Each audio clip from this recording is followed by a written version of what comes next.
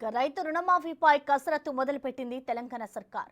August 15వ తేదీలోపు రైతు రుణమాఫీ చేస్తామన్న సీఎం రేవంత్ రెడ్డి హామీ మేరకు అధికారులు పనులు ప్రారంభించారు.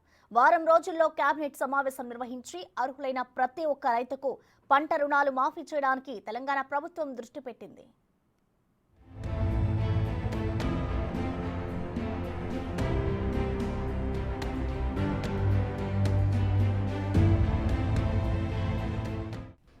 ఆగస్టు 15 లోపు రైతు రుణమాఫీ చేసే ఆలోచనలో ఉంది తెలంగాణ సర్కార్. తెలంగాణ కేబినెట్ వారం రోజుల్లో సమావేశమై పలు కీలక నిర్ణయాలు తీసుకునుంది.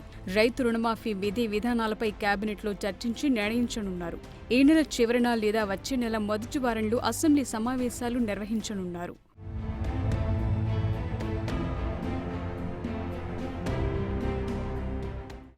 ఆగస్టు 15 లోపు రుణమాఫీ చేయాలని డిసైడ్ అయ్యారు సీఎం రేవంత్ రెడ్డి. ఇప్పటికే పలు రాష్ట్రాల్లో రుణమాఫీ చేసిన విధానంపై రిపోర్ట్ తెప్పించుకుని స్టడీ చేస్తున్నారు.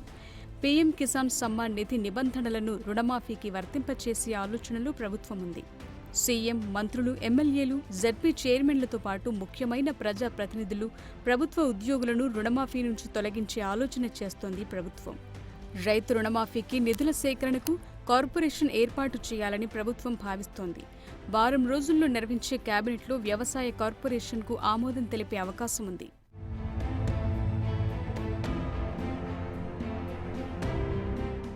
ఇప్పటికే స్పోర్ట్స్ పాలసీ, ఇండస్ట్రియల్ పాలసీని ప్రభుత్వం సిద్ధం చేసింది.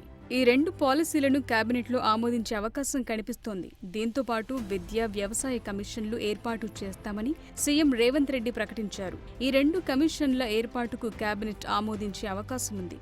మరోవైపు ప్రభుత్వ కార్యాలయాల్లో బయోమెట్రిక్ అటెండెన్స్ విధానంపై కేబినెట్లో చర్చించనున్నారు.